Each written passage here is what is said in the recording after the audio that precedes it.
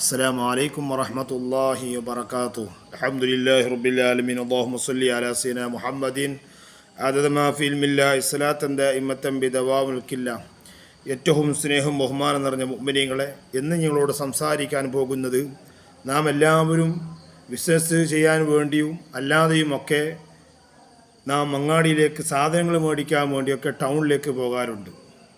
ബസാറിലേക്ക് വലിയ ടൗണിലേക്കൊക്കെ പോകാറുണ്ട്. നമുക്ക് സാധനം മേടിക്കണമെങ്കിൽ ടൗണിലേക്ക് പോകണമല്ലോ.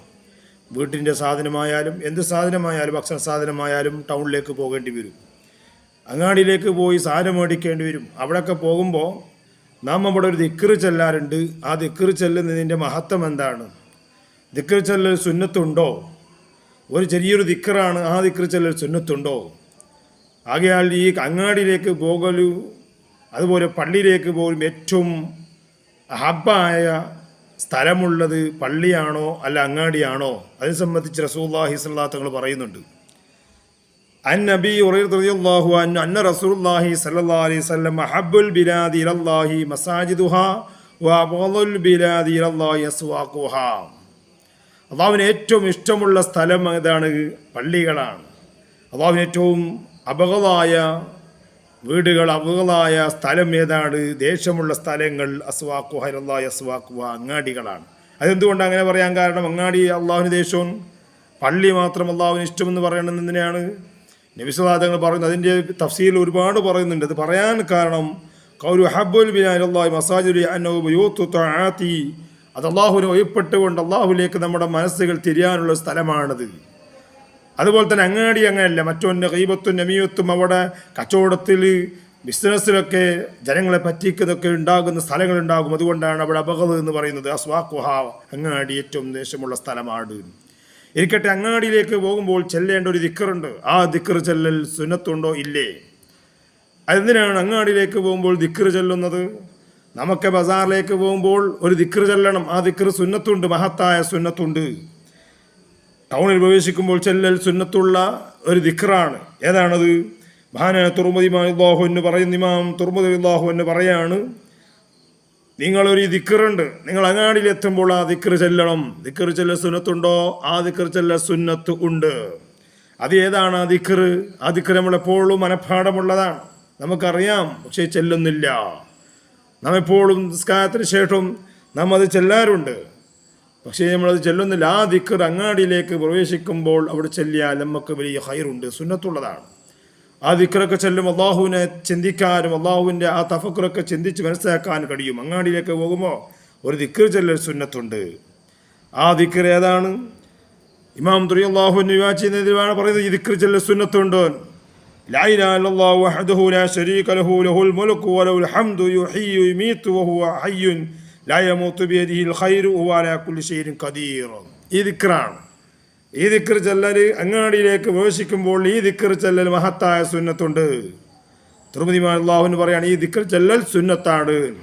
അപ്പോൾ ഏതൊരു അങ്ങാടിയിലേക്കോ നമ്മളിപ്പോൾ ഇവിടെ നിന്ന് ടൗണിലേക്ക് പോകും, ബസ്സിലും അല്ലാത്തതിലൊക്കെ ടൗണിലേക്കൊക്കെ പോകുമ്പോൾ, ടൗൺ മാർഗത്തിലേക്കൊക്കെ പോകുമ്പോൾ സാധനം മേടിക്കാൻ വേണ്ടി ടൗണിലേക്ക് ബസാറിലേക്ക് പോകുമ്പോൾ ഈ ദിക്ർ ചെല്ലണം. ഈ ദിക്ർ ചെല്ലാൻ നമുക്ക് അറിയേണ്ടതല്ലേ? അതുകൊണ്ടാണ് ഇന്ന് ഞാൻ ഇതിലേക്ക് വരാൻ കാരണം.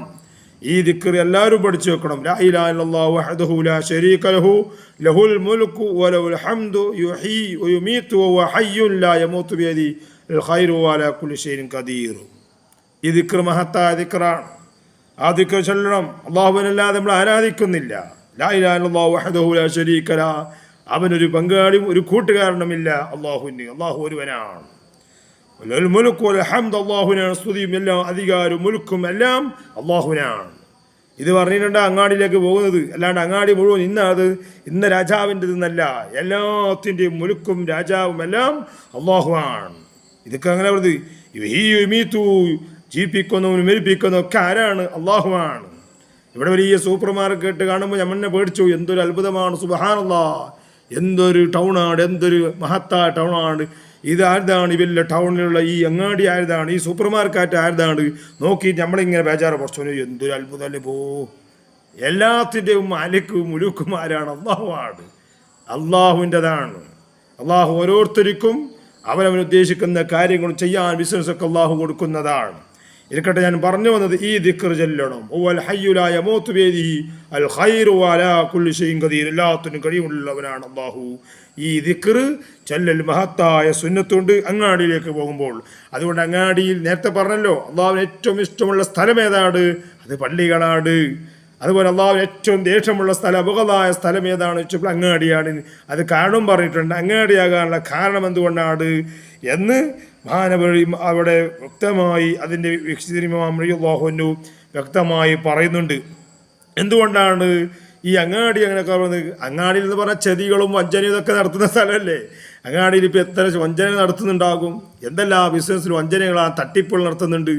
നമുക്കറിയോ, സാധാരണക്കാർ പോയിട്ട് എന്തെങ്കിലും മേടിക്കുമ്പോൾ അത് തട്ടിപ്പ് നടത്തുന്നവരുണ്ടാകും. അപ്പം അങ്ങനെ തട്ടിപ്പും വഞ്ചനയും വെട്ടും മുറിയും എല്ലാവരും ഇത് പഴപ്പിക്കുന്ന സ്ഥലമാണ് അങ്ങാടി.